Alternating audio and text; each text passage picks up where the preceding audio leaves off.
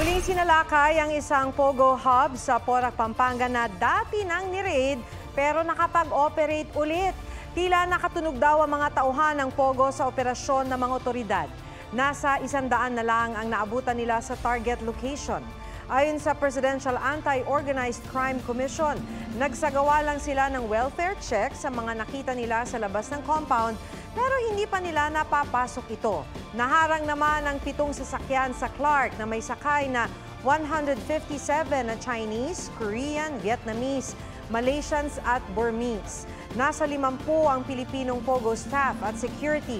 Isa ay kidnap victim. Isa sa mga hinahanap na biktima ng torture ay nasawi na pala. 7 Pinay na biktima ng illegal detention ang nasagi. Sangkot umano sa scamming activities, pananakit, kidnapping at sex trafficking ang Pogo na ni-raid na noong 2022. Kinukuha pa ng GMA Integrated News ang panig ng may-ari nito para malaman kung paano sila nakapag-operate ulit. Tugon naman ng kumpanyang umuupa sa compound, wala silang kinalaman sa Pogo operation. Sinusubukan pa naming makuha ang pahayag ng Porac Police at LGU. Lumutang ang ilang video ng pananakit sa ilang dayuhan na nakunan umano sa ni-raid na Pogo hub sa Porac, Pampanga. Nasagip naman ng mga otoridad ang isang Chinese national doon na tad-tad ng pasa at nakaposas pa sa frame ng kama. Pinagkataw ng bakal na retractable bato ng isang dayuhan. Pinagahampas naman ng mga binti ng isang babaeng sinakluban ng muka at iginapos sa mga paa. Ang mga videong yan, kuha umano sa loob ng Lucky South 99 compound sa Porac, Pampanga na ni-raid nitong Martes. Ayon sa PAOK, sangkot ang Pogo sa scamming activities, pananakit, kidnapping at sex trafficking. Stop. Kaninang madaling araw, isang lalaking nakaposa sa bed frame ang humingi ng tulong sa mga tauhan ng PNP Special Action Force na nasa labas ng Pogo. Tad-tad siya ng malalaking pasa at sugat at may black eye pa. Sabi ng CIDG, isa siyang Chinese national na biktima ng kidnapping at torture. Nagpupumiglas po siya according dito para po makatakas siya kasi inaiwan po siya doon sa loob.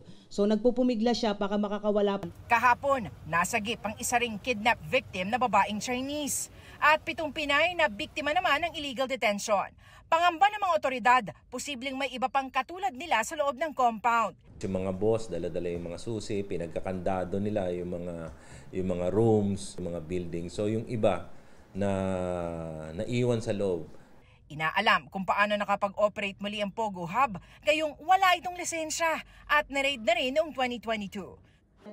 Ayon sa PNP, dinenay ng PAGCOR ang aplikasyon ng Lucky South 99 para sa internet gaming license dahil una, ni-raid na nga ito noong 2022. At pangalawa, yung mga incorporators po nitong Lucky South 99 ay konektado po doon sa Pogo, Sun Yuan Technology sa Baofu Compound sa Banbantarlac. Administratively relieved na sa pwesto ang hepe ng Porac Police. Kasama na rin sa mga tinitignan ang mismong LGU ng Porac.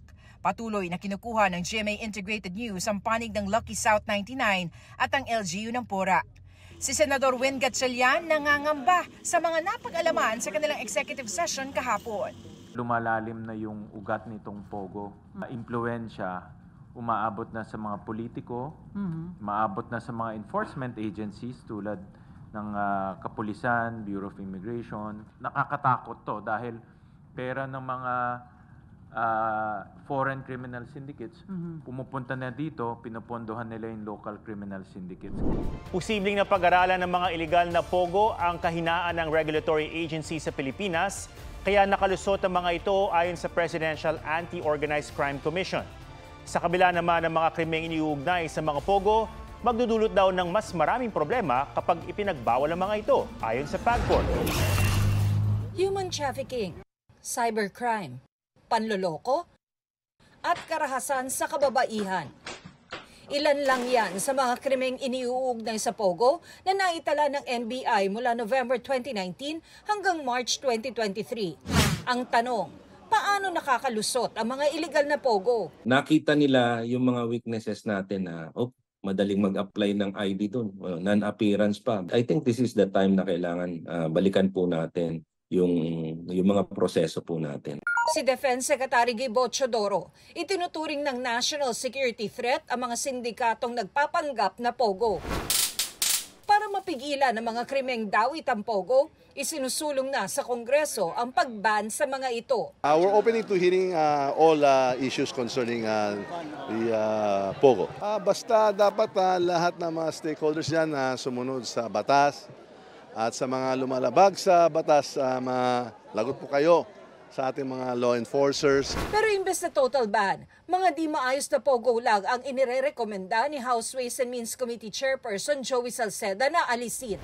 Malaki pa rin daw kasi ang nakokolekta ng pamahalaan mula sa mga legal na pogo. Tumaas pa ito noong 2023 kumpara noong 2022. Sa datos ng BIR, mula 2018 hanggang 2022, umabot ng mahigit 20 bilyong piso ang nakolektang buwis mula sa pogo.